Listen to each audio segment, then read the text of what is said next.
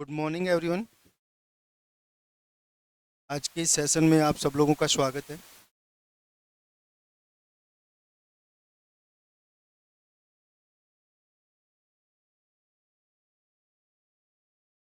देखो, last session में हमने introduction of mass spectroscopy discuss किया था और उसमें मैंने बता दिया था आप लोगों को कि किस तरह से जो मास स्पेक्ट्रोमेट्री होती है उसमें मॉलिक्यूल्स का फ्रेगमेंटेशन होता है।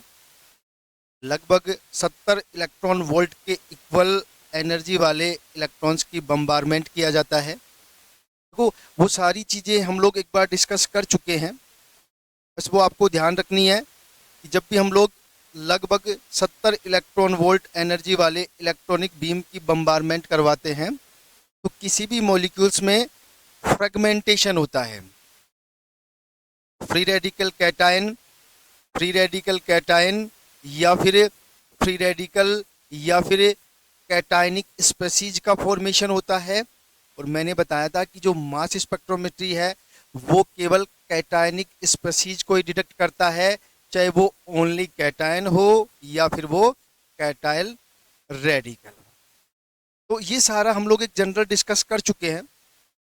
आज हम लोग बात करेंगे, लास्ट क्लास में देखो मैंने फिर बताया था कि जो फ्रेगमेंटेशन से पहले जो इलेक्ट्रॉन रिलीज होगा वो मैंने बताया था कि सबसे पहले नॉन बॉन्डिंग इलेक्ट्रॉन रिलीज होते हैं, उसके बाद पाई बॉन्डिंग इलेक्ट्रॉन रिलीज होते हैं, उसके बाद मैंने बताया था कार्बन कार्बन सिग्मा बॉन्ड के इलेक्ट्रॉन रिलीज होंगे और सबसे लास्ट में जो होंगे कार्बन हाइड्रोजन बॉन्ड के सिग्मा इलेक्ट्रॉन रिलीज होंगे।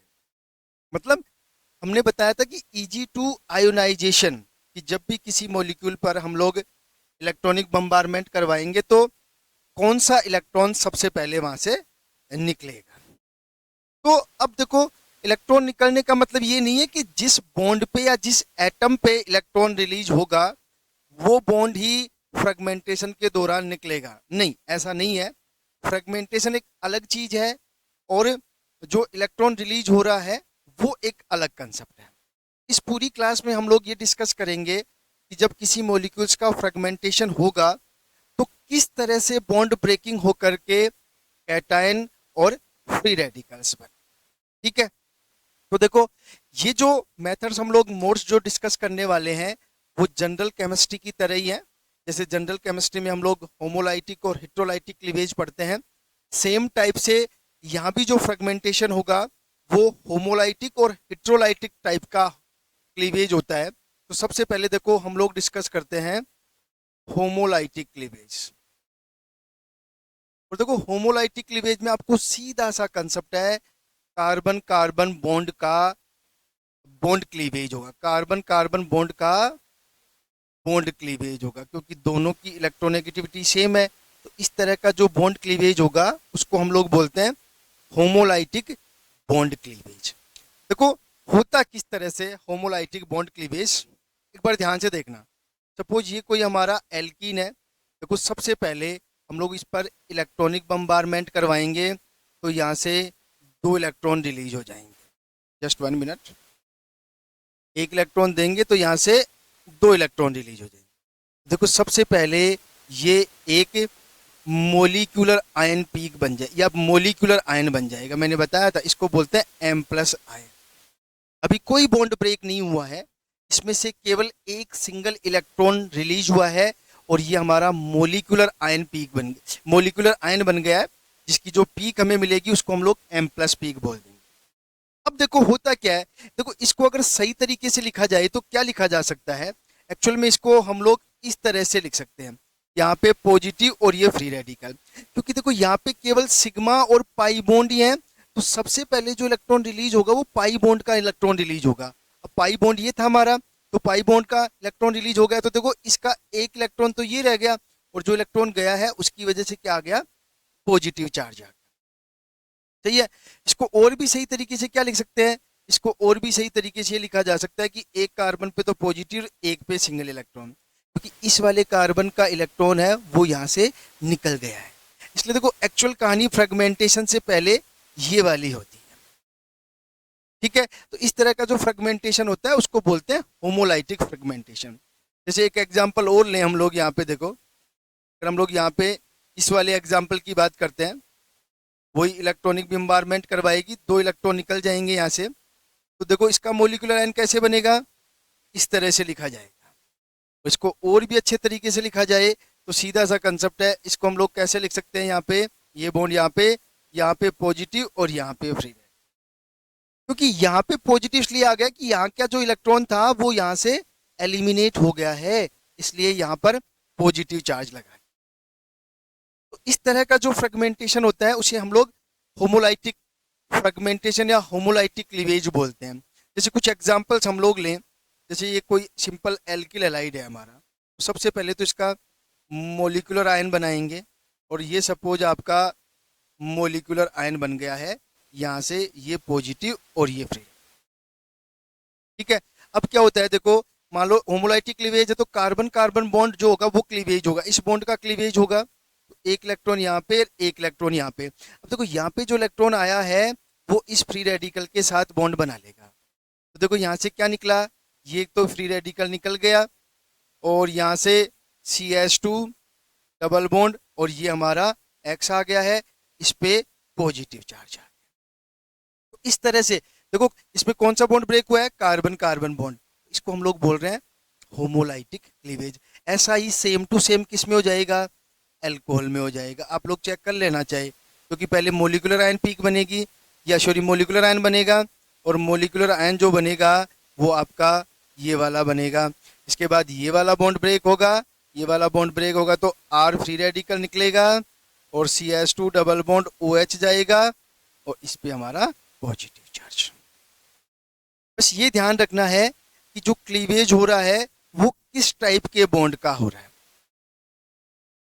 ठीक है, ऐसे ही देखो अल्कोहल में हो रहा है तो ऐसे ही ईथर में क्लीवेज हो जाएगा, सेम टू सेम किस में क्लीवेज हो जाएगा, होमोलाइटिक। देखो ये चीजें बहुत काम आएंगी आपके। इस क्लास के बाद में हम लोग एक एक फंक्शनल ग्रुप को लेकर के उसमें क्लीवेज पढ़ेंगे, उसमें फ्रेगमेंटेशन पढ़ेंगे कि किस तरह का फ्रेगमेंटेशन होकर के किस तरह की पीक मिलेगी हमें मास स्पेक्ट्रोस्कोपी में।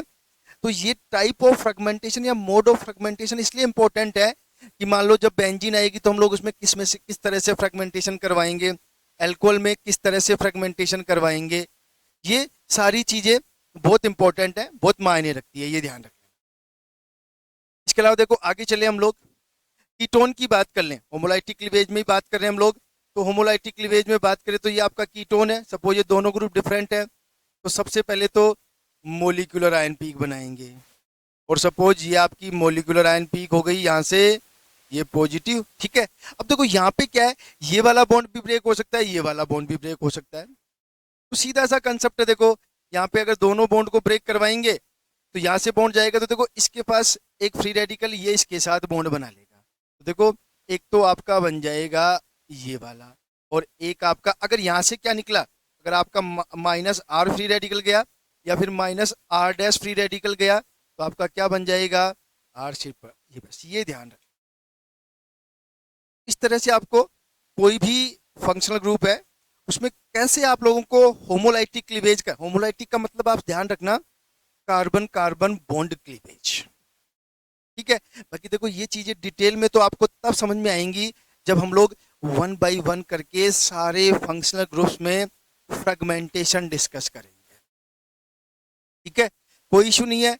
अब हम लोग बात कर लेते हैं नंबर 2 पे, हिट्रोलाइटिक क्लीवेज। हिट्रोलाइटिक क्लीवेज देखो, हिट्रोलाइटिक में आपको सबको पता चल गया है, इसमें जो क्लीवेज होगा वो कार्बन और एक्स, मतलब कार्बन हेलोजन बॉन्ड हो सकता है, कार्बन ऑक्सीजन बॉन्ड हो सकता है, कार्बन नाइट्रोजन बॉन्ड हो सकता है। इस तरह का जो क्लीवेज होगा उसको हम लोग बोलते हैं हिट्रोलाइटिक क्लीवेज। और हिट्रोलाइटिक क्लीवेज में कुछ भी नहीं है, सीधा सा कंसेप्ट है। देखो अगर सपोज हम लोग ले लें यहाँ पे एल्किल हैलाइड ले लेते हैं सबसे पहले, तो देखो एल्किल हैलाइड से क्या है, सबसे पहले तो आपका वही मोलिकुलर आयन बनेगा, और मोलिकुलर आयन बनने के बाद आपके पास सिचुएशन ये वाली आ गई। ठीक है, ये वाली सिचुएशन आने के बाद ध्यान से देखना, ये दोनों इलेक्ट्रॉन इस तरफ आ जाते हैं, और ये दोनों इलेक्ट्रॉन इस तरफ आ जाएंगे, तो देखो एक तो आपका बन जाता है कैटायन, और साथ में आपका बन जाता है एक्स। अब देखो एक्स के पास एक सिंगल इलेक्ट्रॉन रहेगा, आप चेक करके देख लो। देखो इसके पास कितने इलेक्ट्रॉन होते हैं, 6 इलेक्ट्रॉन होते हैं जब ये इससे जुड़ा हुआ है। एक इलेक्ट्रॉन इसने दे दिया तो कितने रहे, देखो समझना, अब 5 इलेक्ट्रॉन बच गए और ये बॉन्ड बना। जब ये इसके दोनों इलेक्ट्रॉन इसके पास आ गए तो भी देखो इसके पास 7 ही इलेक्ट्रॉन हैं। ध्यान रखना, इस कंडीशन में ये as a free radical. Free radical क्यों? क्योंकि इसके पास एक सिंगल इलेक्ट्रॉन है। देखो ये केवल समझने की चीजें हैं, कोई नहीं पूछता यहाँ से आपको कि किस तरह का क्या क्वेश्चन आएगा। बस ध्यान रखना कि फ्रेगमेंटेशन कैसे होता है। ये बात समझ में आ गई होगी। इसको हम लोग एक एक्स पे फ्री रेडिकल क्यों शो करते हैं, ठीक है। तो ऐसे ही अगर हम लोग बात करें यहां से आगे, अल्कोहल में मान लो, जस्ट 1 मिनट,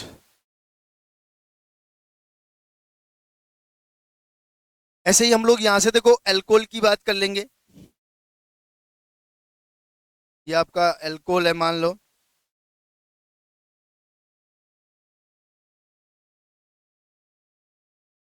यहां से। अब इसमें तो बेसिकली OH निकलेगा, इसकी बजाय अगर हम लोग यहाँ पे ज्यादा कंसंट्रेशन करें ईथर पे, तो इसी टाइप का होमोलाइटिक, सॉरी इसी टाइप का हेट्रोलाइटिक क्लीवेज हो जाए। ऐसे ही अगर हम लोग एमीन्स में बात कर लें तो एमीन्स में भी हेट्रोलाइटिक क्लीवेज हो जाएगा। तरीका मैंने बता दिया है, ध्यान रख लेना किस तरह से हेट्रोलाइटिक क्लीवेज होता है। देखो ये मैं फिर कह रहा हूँ, यहाँ से आपको कोई कुछ नहीं पूछने वाला।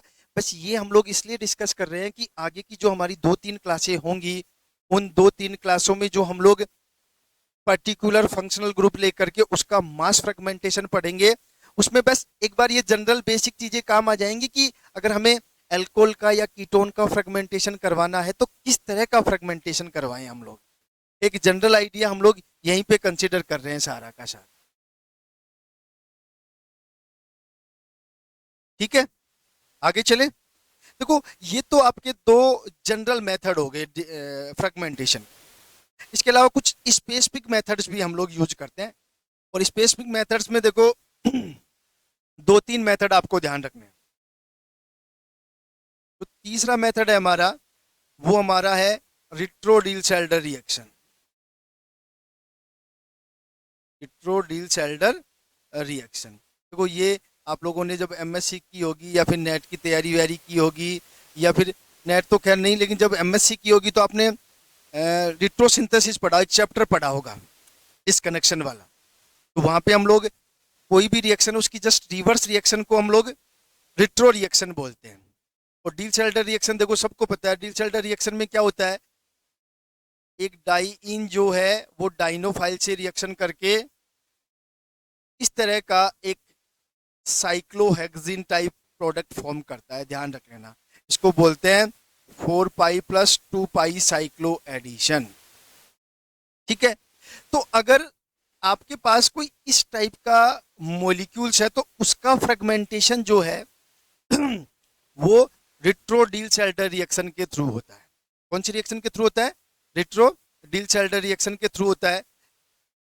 देखो अगर हम लोग एक बार डील सेल्डर रिएक्शन की बात करें तो डील सेल्डर रिएक्शन में क्या होता है, देखो ये आपका कोई डाइन है और ये मान लो आपका डाइनोफाइल है, ठीक है। तो यहाँ से इस तरह से ये रिएक्शन होता है, ये जो है थर्मल कंडीशन में होती है और इस टाइप का आपका प्रोडक्ट बन जाता है, ठीक है। इसको बोलते हैं 4 पाई + 2 पाई साइक्लो एडिशन।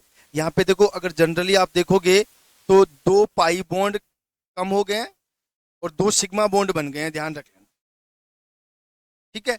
अब देखो इसी रिएक्शन को अगर हम लोग रिवर्स पढ़ेंगे तो इससे ये बन जाएगा। तो देखो अगर साइक्लोहेक्सिन टाइप कोई स्ट्रक्चर है आपके पास और उसका अगर हमें फ्रेगमेंटेशन करवाना है तो किस तरह से होगा, देखो इसका फ्रेगमेंटेशन ये है। देखो सबसे पहले तो वही कहानी, 2 इलेक्ट्रॉन निकाल देंगे तो सबसे पहले तो बनेगा मोलिकुलर आयन, ये आपका मोलिकुलर आयन बने,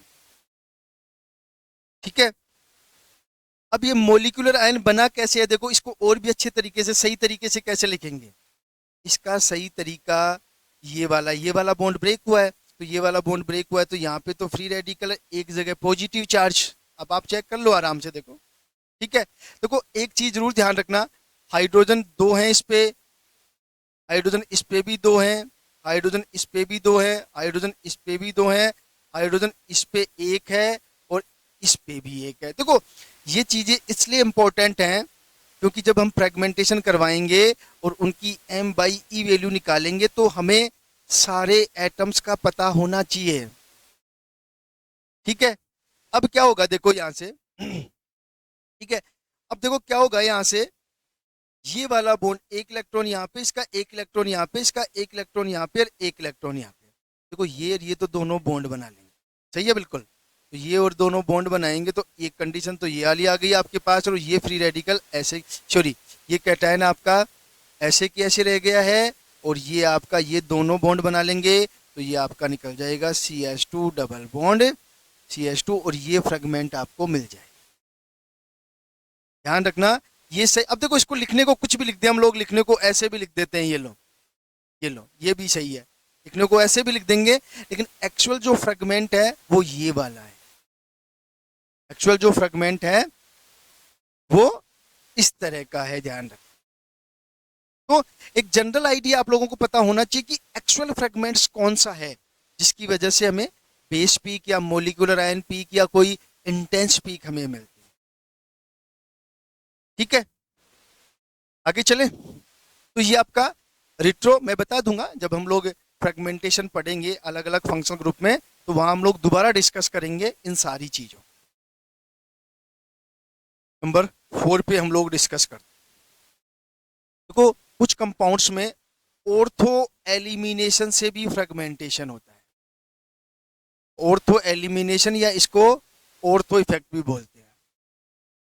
देखो ऑर्थो एलिमिनेशन में आपको क्या ध्यान रखना है या किसमें होता है, क्या ध्यान रखना है कि अगर आपका कोई भी लगभग लगभग बेंजीन डेरिवेटिव, कौन सा डेरिवेटिव, बेंजीन डेरिवेटिव, और मान लो इस टाइप का, मान लो ये एस्टर है यहाँ पे और ये CH2 और यहाँ पे H। ठीक है, तो देखो इस टाइप के कंपाउंड में ऑर्थो एलिमिनेशन होता है। ऑर्थो एलिमिनेशन होकर के क्या होता है कि इसका एक इलेक्ट्रॉन यहाँ, इसका एक इलेक्ट्रॉन यहाँ, इसका एक इलेक्ट्रॉन यहाँ, इसका एक इलेक्ट्रॉन यहाँ, इसका एक इलेक्ट्रॉन यहाँ, इसका एक इलेक्ट्रॉन यहाँ। मतलब देखो एज ए जो है फ्री रेडिकल टाइप रिएक्शन हो रही है, तो देखो क्या होगा, यहाँ से ये तो एलिमिनेट हो जाता है, इन दोनों के बीच डबल बॉन्ड बन जाएगा, यहाँ सिंगल बॉन्ड और यहाँ डबल बॉन्ड। तब क्या होता है देखो इस टाइप की एक स्ट्रक्चर बन जाती है हमारे पास, ये ध्यान रखें, इसको बोलते हैं ऑर्थो इफेक्ट। और इस टाइप की जो पीक मिलती है हमें वो बेसिकली किसी भी मॉलिक्यूल की इंटेंस पीक या फिर बेस पीक होती है, ध्यान रखें। कुछ कंपाउंड्स की ये जो है करेक्टरिस्टिक पीक भी होती हैं। करेक्टरिस्टिक मतलब उस टाइप की पीक केवल पर्टिकुलर कंपाउंड्स में ही पाई जाती है। तो इसी टाइप का ऑर्थो एलिमिनेशन जो है कुछ इस टाइप के कंपाउंड्स में भी हो सकता है। सपोज यहाँ पे OH हो और यहाँ पे COOH हो, तो यहाँ से H2 निकल जाएगा, H2 निकलेगा तो ये बॉन्ड यहाँ पे, ये मान लो बेंजीन था, ये बॉन्ड यहाँ पे, ठीक है। तो यहाँ से ऑर्थो एलिमिनेशन या ऑर्थो इफेक्ट से क्या बना आपका, ये वाला बन जाए। इसकी m/e वैल्यू कितनी आएगी वो आप लोग कैलकुलेट करके देख लेना। ठीक है, ये सारा क्लियर। तो कुछ मॉलिक्यूल्स में ऑर्थो एलिमिनेशन से भी फ्रेगमेंटेशन होता है। आगे चलते हैं। 4 मेथड हो गए, नंबर 5 पे बात करते हैं। नंबर 5 जो है बड़ा इंपॉर्टेंट है। नंबर 5 पे हम लोग डिस्कस करेंगे मैक्लेफर्ट रीअरेंजमेंट। मैक्लेफर्ट रीअरेंज, देखो मैक्लेफर्ट रीअरेंजमेंट क्या होता है ये हमें एक बेसिक आइडिया होना चाहिए। देखो बेसिकली जो मैक्लेफर्ट रीअरेंजमेंट होता है वो बेसिकली कार्बोनाइल कंपाउंड्स में हो सकता है, ये ध्यान रखें। इसमें होता है पहली चीज, मैक्लेफर्ट रीअरेंजमेंट किसमें होता है, बेसिकली कार्बोनाइल कंपाउंड्स में हो सकता है।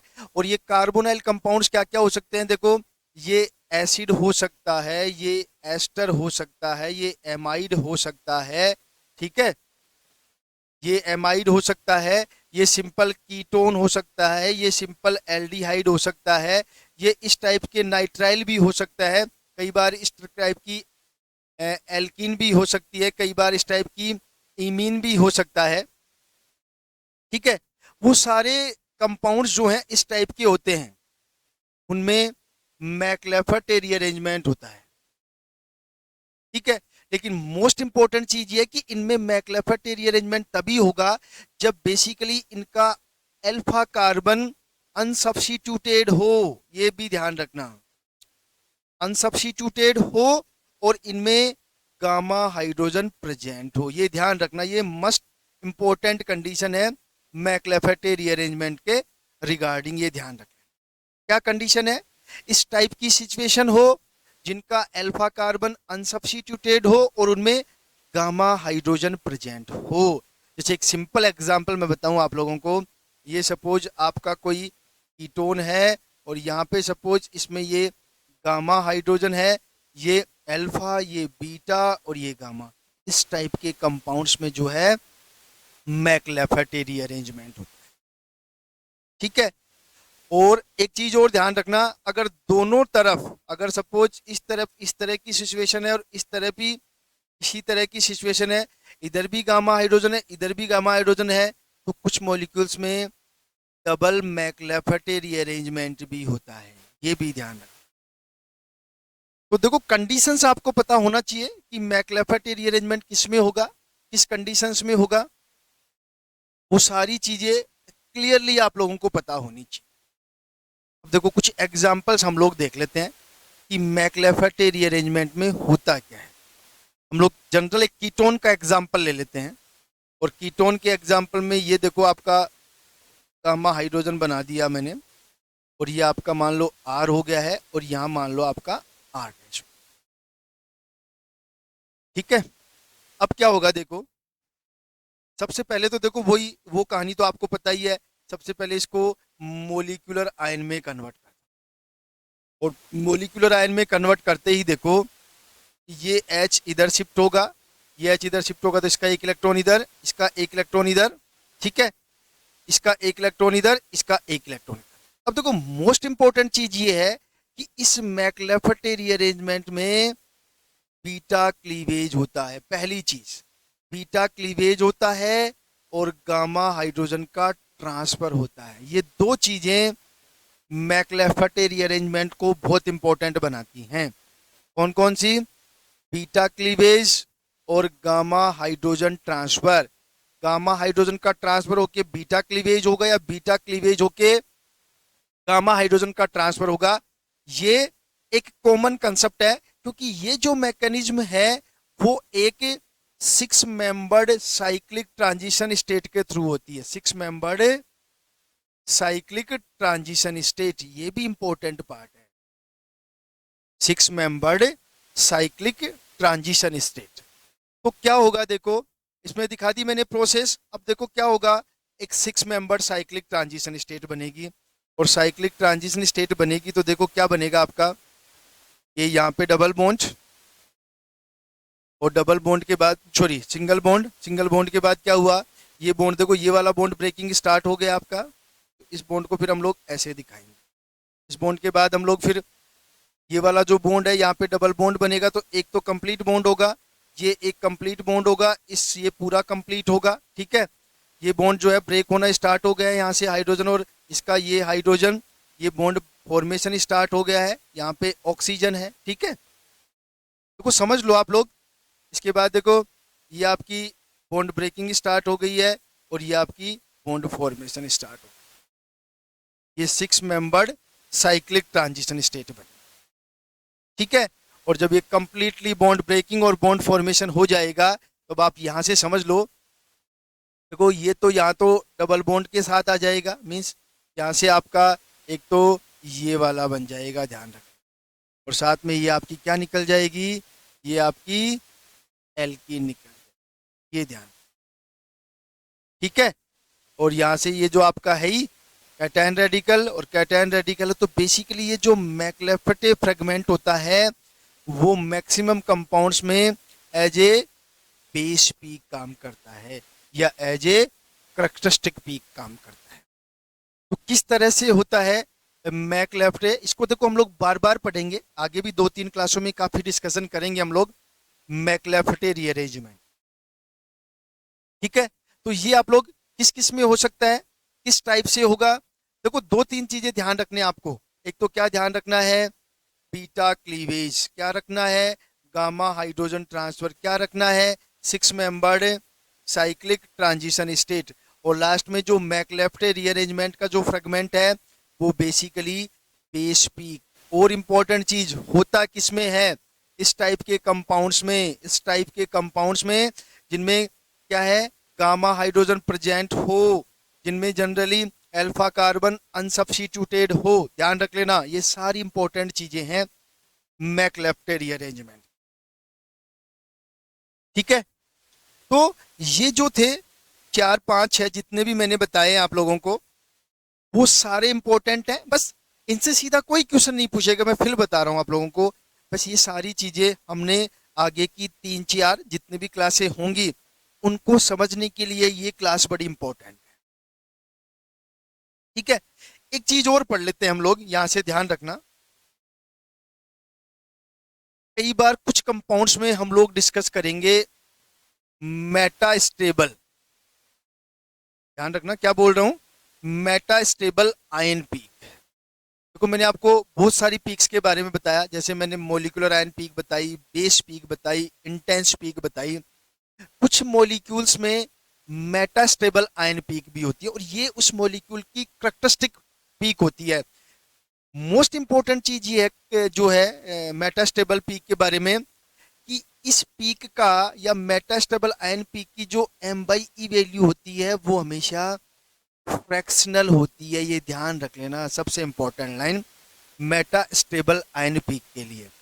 जो मेटा स्टेबल आयन पीक होती है उसकी जो एम बाई ई वैल्यू होती है वो फ्रैक्शनल होती है, इसलिए आसानी से डिटेक्ट किया जा सकता है, आसानी से पता लगाया जा सकता है कि इस मॉलिक्यूल में कोई मेटा स्टेबल आयन पीक है कि नहीं है। क्योंकि मेटा स्टेबल आयन पीक की जो एम बाई ई वैल्यू होगी वो कैसी होगी, फ्रैक्शनल होगी। दिस इज वेरी इंपॉर्टेंट, ध्यान रखें। अब होता क्या है कि कई बार जो मास स्पेक्ट्रोमेट्री है उसमें मान लो कोई भी फ्रेगमेंटेशन से एम प्लस आयन बन गया, इसके बाद ये जो एम प्लस आयन है या जो मोलिकुलर आयन है वो कई बार जो मास एनालाइजर है उसमें दूसरे फील्ड में जाता है, और दूसरे फील्ड में जाने से इसका फर्दर फ्रेगमेंटेशन हो जाता है, और फर्दर फ्रेगमेंटेशन होने से इसका एम प्लस सेकेंड या इसका एम प्लस फर्स्ट, इस तरह का जो एक दूसरा फ्रेगमेंटेड आयन बनता है जिसको हम लोग बोलते हैं मेटास्टेबल आयन पीक।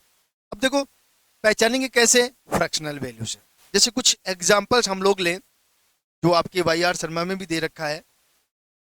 सपोज ये आपका कोई भी एक कंपाउंड है, मान लो ये इस तरह का, जस्ट वन मिनट, इसको वैसे लिखते हैं हम लोग, ऐसे बॉन्ड बना करके लिखते हैं यहाँ पे, ये NH2 यहाँ पे और ये आपका OC। ठीक है, देखो सबसे पहले तो वही कहानी, 70 इलेक्ट्रॉन वोल्ट, 2 इलेक्ट्रॉन निकल जाएंगे, तो ये आपका देखो सबसे पहले तो ये आपका मोलिकुलर आयन पीक बन गया। और मोलिकुलर आयन पीक, अब देखो एक चीज ध्यान रखना, ऑक्सीजन के पास भी लोन पेयर है, नाइट्रोजन के पास भी है, तो मैंने कहा था सबसे पहले लोन पेयर जाता है। अब लोन पेयर में भी किसका जाएगा, नाइट्रोजन का जाएगा, क्योंकि नाइट्रोजन की इलेक्ट्रोनेगेटिविटी कम होती है, इसलिए नाइट्रोजन इजीली दे देगा, ये भी ध्यान रखना। तो यहां से आपका सबसे पहले तो, जस्ट वन मिनट, सबसे पहले तो आपका मोलिकुलर आयन बन जाएगा।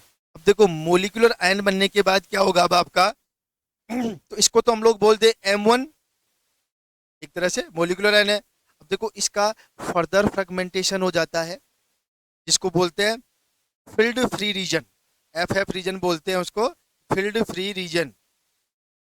और क्या होगा, ये सेकंड फ्रेगमेंट होने के बाद जो जो मेटास्टेबल आयन पीक बनेगी वो क्या बनेगी, यहाँ से एक तरह से CH3 निकल जाएगा, और CH3 निकलने से क्या हो जाएगा, देखो यहाँ पे आपका डबल बॉन्ड, यहाँ पे आपका डबल बॉन्ड, यहाँ पे आपका डबल बॉन्ड, यहाँ पे आपका डबल बॉन्ड, ये NH2 और इस पे पॉजिटिव चार्ज, इसको हम लोग बोल देंगे M सेकेंड। अब देखो अगर आपको सिंपल तरीके से मास स्पेक्ट्रम की बात करें तो इसकी एम बाई ई वैल्यू 123 पे, और इसकी जो एम बाई ई वैल्यू है वो 108 पे।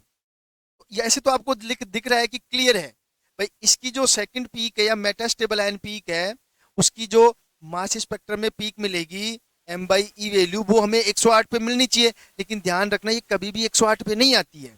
अब कितने पे आएगी इसकी m बाई वैल्यू, या कितने पे इसको हमें पीक मिलेगी, उसके लिए हम लोग एक फॉर्मूला निकालते हैं, और वो फॉर्मूला क्या है, m by E of metastable peak, या m सेकंड, इसका क्या होता है, m second into m second upon m first. तो देखो m सेकंड कितना है, इसका अगर देखा जाए तो कितना है, 108 इंटू 108 अपॉन 123, क्योंकि ये हमारा m1 है। क्लियर है? तो देखो सीधा सा कंसेप्ट है कि यहाँ पे अगर हमें मेटास्टेबल आयन पीक का m बाई ई वैल्यू निकालनी है तो ये फॉर्मूला हम लोग यूज करते हैं। जब ये फॉर्मूला यूज करेंगे तो इसके लिए m बाई ई वैल्यू आएगी 94.4। देखो फ्रैक्शनल वैल्यू आ गई है। बस सीधा सा कंसेप्ट है कि अगर आपको कहीं भी m बाई ई वैल्यू का मान फ्रैक्शनल दिखाई देता है तो आपको सीधा सीधा उसको मेटा स्टेबल आयन पीक करके आना है। आपको कोई कंफ्यूजन नहीं होना चाहिए इन सारी चीजों में, ये बिल्कुल सिंपल चीजें हैं। तो आज की क्लास में मैंने आपको बता दिया है सिंपल मेथड ऑफ फ्रेगमेंटेशन, कि किसी भी मॉलिक्यूल का अगर हमें मास स्पेक्ट्रम में फ्रेगमेंटेशन करवाना है, या फिर मास स्पेक्ट्रम में फ्रेगमेंटेशन किस तरह से होता है, तो ये जो 4-5 मोड मैंने बताए हैं कि किस तरह से मॉलिक्यूल फ्रेगमेंटेड हो सकता है, तो ये सारी चीज़ें आपको तैयार करनी है, जिससे कि आगे आने वाली 3-4 क्लासों में हमें बिल्कुल भी इशू नहीं है। ठीक है, तो आज के लिए इतना ही, फिर मिलेंगे हम लोग नेक्स्ट क्लास में। तब तक के लिए आप सबको नमस्कार।